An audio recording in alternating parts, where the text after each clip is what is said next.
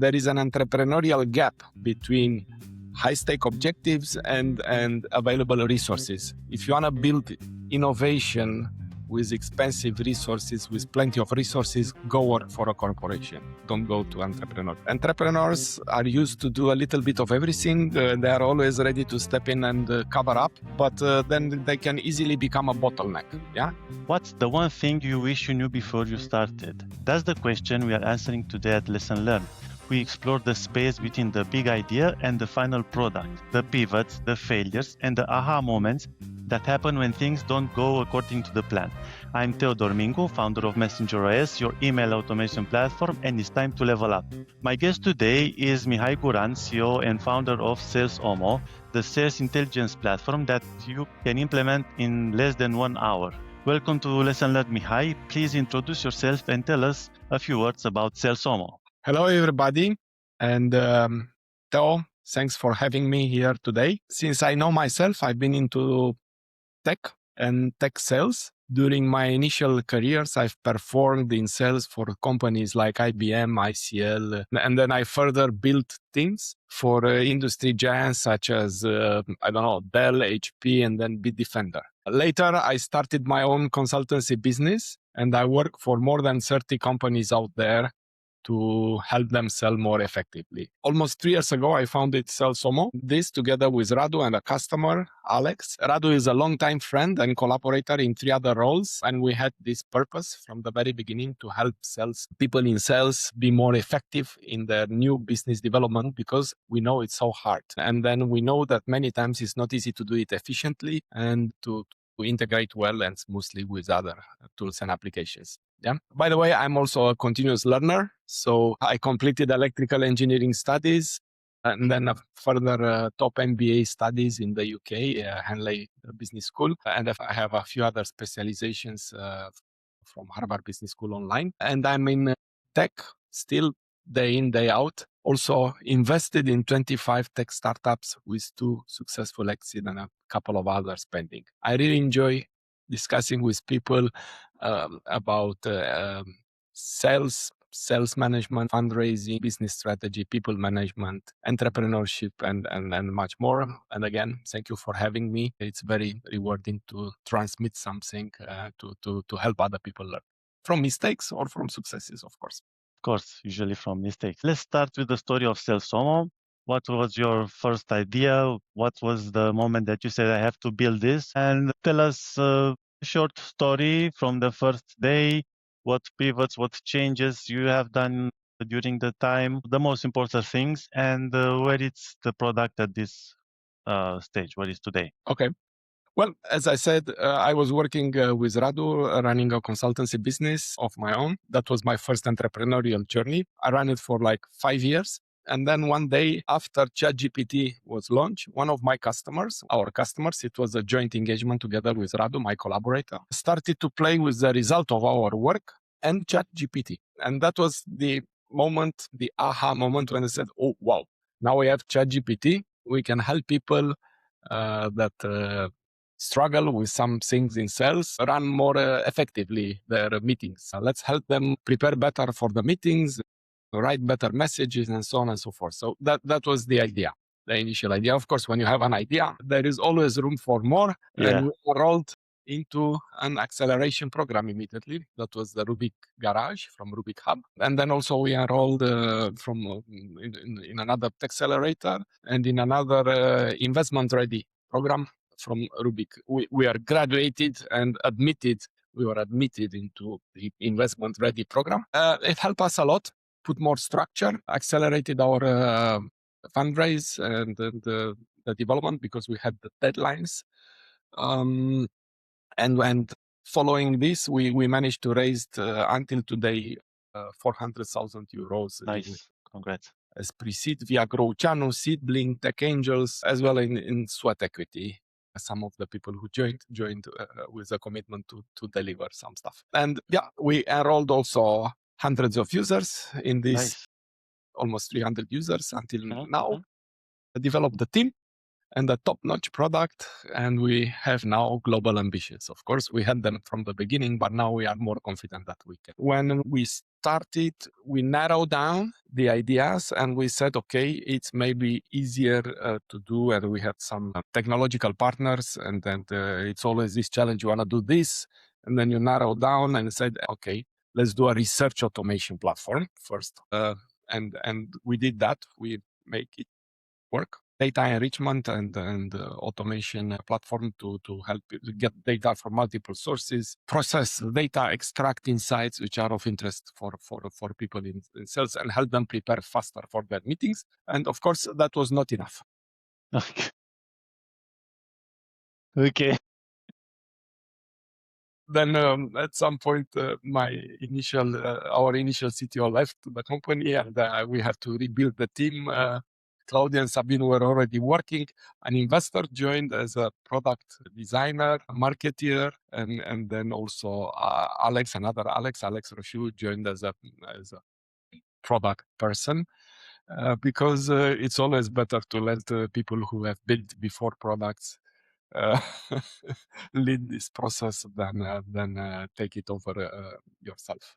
Also, we have partner Ioana. She's a PhD in psychology, and she's helped us develop the psychometric evaluation for people in sales, because people in small companies, in entrepreneurs, they usually don't have the resources large companies have, and then it's good for people to evaluate themselves and develop after some measurements, some tests which are objective, not subjective. So that's what we built. We develop also two very good partnerships with Veridion and Processio that support our automation and integration and data provisioning. And we added this important feature of advanced prospecting, we call it.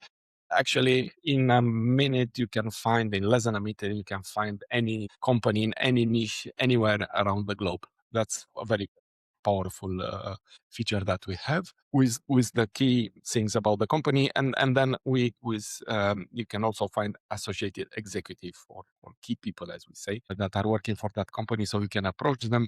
The platform will help you steal the initial idea, prepare the draft messages ready to be sent, reviewed and sent, because we don't believe in clicking a button and Not yet, maybe. And putting more AI slop out there. Okay. Here we are today. We help our users qualify leads or generate marketing qualified leads, qualify it further, have their first meeting, get their first meeting, run better meetings, run smarter their operations, and sell more, of course. Thank you. That's a very nice journey. Please tell us a few words. What is hot now in sales and prospecting? Everybody uses all kind of automation platforms, all kind of chatbots, all kind of AI stuff.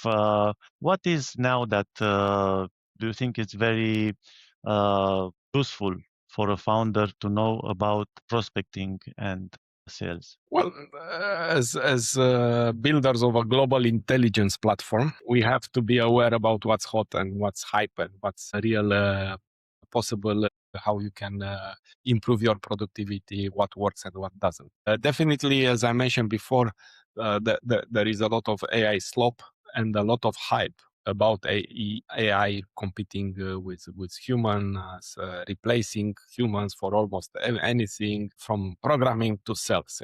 I mean, but too many people and organizations that have huge investment stakes into AI are preaching this out, and there is a lot of hype. In my experience, everything which is hyped will see also the value of this. And I know I've seen it in the past. I've seen it in the dot-com bubble. I've seen it in other situations. In RPA, for example, the same. It was, I don't want to say AI will not develop, because it will develop, but I want to say that it's very hard to predict. It's maybe harder to predict in the short term than in the long term. So in the long term, I think it will be something else than we run it today. But in the short term, I guess AI is there to amplify humans, to help them, not to replace them. And then the pink elephant in this room full of salespeople is this one. Do we need to replace people with AI SDRs, with AI account executives, and so on and so forth. I think not. And I believe we can use AI and automations to simplify the world of sellers, not to replace them.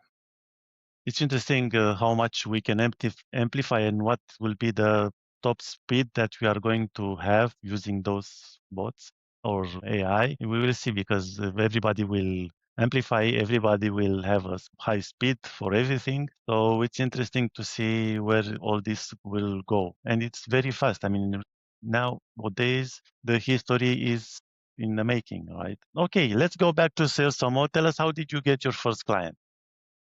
Of course, there were some recommendations and some people in my own network. It cannot be differently, and that was how the history was made. Yeah. Okay. And what did work for you during this 300 users acquisition, for example? What is your main acquisition channel right now? I would say events, all type of events where I go, I pitch. I either talk to people like you attending, and then we establish a follow up, or some people who are seeing me pitching, they say, "Hey, I know Theo. I will call him because I know he knows. I know him. He needs something like it's even better. Oh, He it's like needs referrals. SalesOMMO." Yeah, some of my best customers also in my consultancy business were coming like that. It's called, I guess, indirect marketing. I think, yeah. Pitch for people who can recommend you. Yeah. Or I know it's maybe called referrals, when people refer you.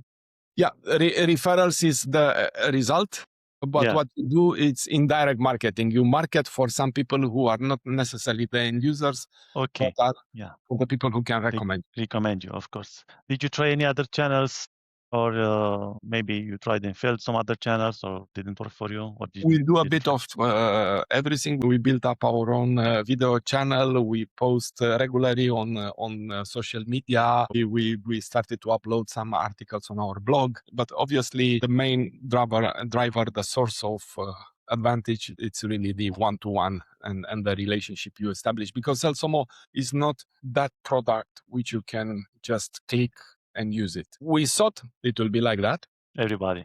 But it's not. Yes. The dream. Because guess what? The users, sometimes they don't know sales, or they don't know sales as we know it. Yeah. And they have their own ideas and they enter the product, and we thought they are going to figure out because they would have to know sales, but no, they don't, or not the way we perceive it. So we need to help them. We need to guide them. Our best users are the ones where we onboard in and we follow up and yeah, but this is a high customer acquisition cost, right? Of course. Higher than product-led growth, where everybody comes in. In 0 to 1, I don't believe there is any way how you can skip this phase. Because I cannot say that I have right now this one and only ICP that I will use until I will go to 10 million ARR recurring revenue per year. So we are still experimenting, and I guess it's you cannot replace this with. This is like also product validation. You get feedback from your first users, right? I mean, ideas. Why don't your product have this? Some are good, some are bad. Do you use this? I don't. Why? Because this button, I didn't see it. Yeah. Yeah, correct. But the customer is our, how do you say, is always right. Let's go and see some mistakes that you have done in customer acquisition, the biggest ones, if you remember. I wouldn't say that we failed, but definitely we tried small experiments with paid marketings in marketing Google ads in areas where it's not that expensive. But let's say, even if I know the wisdom is you put a lot of money to get something back. We put small amounts. However, we got traffic, but we didn't get, maybe. We didn't convert. Yeah. So right now, I guess it's also as the product evolves, the messages evolve, website has to evolve. In startups, it's always like that. It's always something you are a little bit behind of what you need to do. True. Okay, thank you. Let's go further to customer retention. How do you get your current client to buy again from you? Well, tell us a few tips. It's very easy. Even Friday, I had this conversation with a customer. We have this console where we see user activity, and our goal is to have daily or weekly active users. We have some features under development to improve this user activity, and if the user will see value, price is just a number. If you usually such a Mhm. platform can bring you significantly much more value. We target people with businesses of 2, 3, 5K or above to 50, 100K in annual contract values. You can imagine you get one of these businesses, what you pay for SalesOMMO.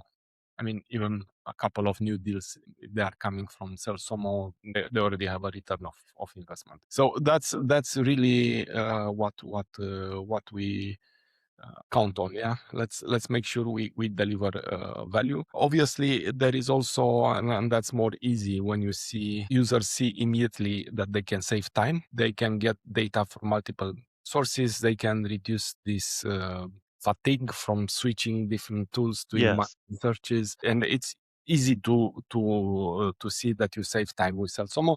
But then we need to take care that the real added value in our sales app is winning more. Have you done any mistakes in retention? Well, I would say I don't know if it's retention, but definitely at the beginning, I didn't contact every user who was onboarding because I had this idea that they will know how to do it. So that was a mistake, I guess. Now I plan to, and I started already with the last 100 users before I did the onboarding. I started to contact them and to see if there is still a valid need, or they did something else. They found another solution, but I still have 50, 100 users to go. Yeah, you need to pay a little bit of attention, especially when you are at the beginning and you know that you are not running a perfect product, and establish a relationship. Because people, as one of my users was telling me, he's also a startup founder, and he said, Mihai, okay, thank you for solving this. We had a bug that he helped us identify, and I said, okay, it's solved in less than 1 hour. Was it good? Yes. And I know you are maybe a little bit embarrassed, but don't worry, we know how it is because we are in the same business.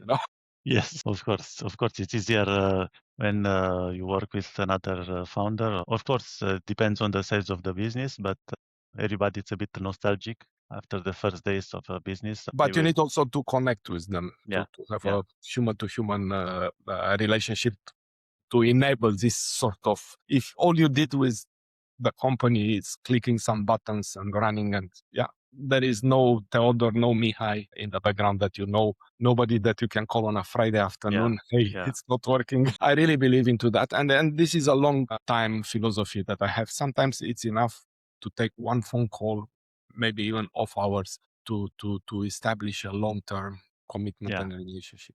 I agree. I responded to messages at 4 a.m. because I was awake, not because, I don't know, I was expecting something, but just because I was awake, I said, okay, why not respond if I'm still? The question is, why were you awake, Theo? Yeah. I love correct, correct. Okay. I will ask you something now which is more sensible. Tell me, what was your lowest point in your entrepreneurship journey? The first 3 months. Come on, when you get all the mindset. Well, yeah, I had The like a beginning. kind of sabbatical, the minus 3 months up to the moment when I set up my consultancy company, when I developed a lot ideas and slept on ideas and so on. So then I was very, very, very, very confident that I will crack it. But then I was sending offers, and people were ghosting me, That's surprisingly. so normal in the end. Not Classic. normal. Come on. I used to work for this and that company, and now you Yeah, ghost. yeah, Come yeah. on. I helped you in the past so much. I mean, I'm not saying it's normal for people not to respond, but this is normal. I mean, this is happening all the time in the entrepreneurship And especially when you life. get out of the corporate Yes. world, and you need to kill your ego. I guess these 3 months um, made me realize that my so-called friends are not maybe that friends, but business friends, and what I have now is different. I have to think differently how I help real people, different people in their real businesses, not building on something dreaming from the past. And then I had to kill my ego even further. My first job, my first order was to help a company attend a booth on an expo. It was either Mihai or local hostesses. They choose me because cybersecurity is a little bit more difficult. You cannot learn it in a couple of hours. Okay. That was really the low moment. After that, I had some other moments, but I used to build on these moments, not to whine. Most of the entrepreneurs that don't start with some leverage clients, I don't know, because you can start with getting your clients from, let's say, your last workplace. But if you start without this, of course, the first months, days or months, I hope not years, are this impact of the market. That in the end, nobody cares about you, only if it helps. Yeah. If you help with that, let's say, business or person with something. Let's go and see what was your highest point until now in your entrepreneurship journey. What I really enjoyed all the time is a repeatable businesses. And as a consultant, you have some engagements. When you get in, you develop a strategy. Then there is this point where people take that strategy and sometimes with your help start executing it. But obviously at some point your roles goes down and they ramp up someone who take over. Most of the time, my competitors were people that I hired for these companies, which were taking over the sales management role and sales strategy role, or the founders were self-sufficient. And the most enjoyable things are in, let's say, when such people call you back in 1 year, 1.5 years, and they're telling you, hey, Mihai, I'm having this new kind of challenge now. Can you please help me again? And you know that you did a good job if someone trusts you, calls you after a year and a half, and or when you deliver something, some people hear you, like investors, and the next day you get a call and they say, hey, Mihai, I have this other organization in my network that would need something like I've seen yesterday. Can you work with them, please? Nice. Also, renewing the subscription, it's a good moment. I totally agree. Or like I had this call on Friday. Again, Friday calls are wonderful. Okay. Especially founders, Fridays, tied up the week and they make up their minds for it. So last Friday, it's by coincidence, I got this call from a customer and he said, Mihai, I'm running out of data. What should I do? No, you go there, you click, and you have two options, two data packages. And that would be, okay, it's not only renewing, but it's also upselling or cross-selling, buying additional from in-app purchasing. Wow, that's my first. I think this is one of the most important entrepreneurship led companies values, that you really get some stellar, let's say, customer support, because an entrepreneur wants to, besides all the money, it's like you wanting to serve your client and offering the best experience that it can have, beside all the money and stuff. Okay, let's move forward. Let's quantify your entire experience in a few lessons learned that you would tell yourself or to another entrepreneur starting his business today. Well, make sure you have fewer resources than your initial plan. Let me explain it. There is an entrepreneurial gap between high-stake objectives and available resources. If you want to build innovation with expensive resources, with plenty of resources, go work for a corporation. Don't go to entrepreneurship. Examples: hiring top sales, expensive people, top programmers. Yeah, you want to be successful in a startup, you cannot hire most expensive people, top talent. Developing skills in people takes longer, but is much more rewarding than when you make it happen against top-notch companies as an underdog. David against Goliath. That's really enjoying for me to do. Also, you don't have the resources. I mean, of course, some people may have, but normally you don't have the resources to pay so many salaries and corporate people that are looking for stability and high, let's say, salary. Thanks. Okay. Tell us another one. Let's see. Make sure you can always set an example, but be ready to step out if someone from your team is better and can take it over. Let me explain it. Entrepreneurs are used to do a little bit of everything. They are always ready to step in and cover up, but then they can easily become a bottleneck. Yeah. It's better to have someone in the team take over, then you can move to the next difficult stuff and let those people yeah, like in particular, I had to take over, for example, in SalesOMMO in a product role after the CTO left, an area which I was not that familiar with, but it's much better to let people who have built products before deal with constraints and everything. Yeah. And you should, yeah, same with marketing, same with financial, same with customer service or training or anything you can imagine. Thank you. Okay, I understand. Of course, entrepreneurs usually, I suppose, is the visionary, right? You have the vision of the product where you should go, but not always apply the best tactics. So that's why, if you have the possibility to have, let's say, a better specialist, maybe just get out of the way. Please tell us another lesson. Make sure you trust people, but also provide some space for them to do mistakes and learn from them, rather than continuously check their commitments and capabilities. Let me explain it. Succeeding in businesses across the globe requires building teams and processes. You cannot scale unless you hire. You cannot accelerate with people that you don't trust, you know? But people sometimes do mistakes, and you need to provide this space where it's safe to do some mistakes, rather than it's you hired him. Stop it. Now you don't go and hunt for their mistakes. For sure, everybody will do some mistakes at some point. Provide some space, develop him or her, and don't hunt and continuously benchmark him with someone from outside, make him feel stupid or so on. Yeah, it's a mistake, for example, to hire someone and to expect to perform flawlessly from day one, knowing your company, your strategy, or guessing everything else, knowing it better than you. Let them grow, help them develop is more important than punishing them. And this is establishing the long-term trust and a very good relationship. Thank you. Yes, we are very tempted, right, because usually the budgets are very low and we want to take the most out of probably each person from the company.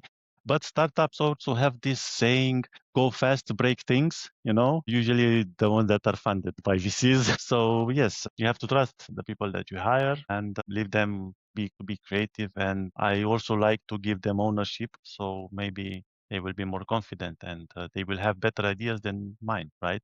It's another point of view. It's another brain, let's say. And I don't know, sometimes we are biased as an entrepreneur. If you want to connect a little bit with SalesOMMO as a closing remark, maybe also if you want help them avoid some of these mistakes, provide them if they are in sales with SalesOMMO so they can amplify themselves a little bit. Yeah. SalesOMMO for sure will be able to process more data from multiple sources than they can as humans, extract some insights faster, and let them focus on what's important: creativity, imagination, and make the right decision. Yeah, and I guess that's the formula where you can succeed. Yeah, if you are at that moment when you are planning your sales organization, and you will for sure make some mistakes, take into consideration SalesOMMO. We can help you avoid some of this. Thank you very much, Mihai, and good luck with SalesOMMO. I hope next time on our next discussion, it will be where you would like to be on the global domination. In the next year, I'll get to the first million, and then we can have the other. Then you I can hope I take will me out. inspire more people to do that. Okay. Thank you. Thank you very much. Good. Bye-bye. Bye.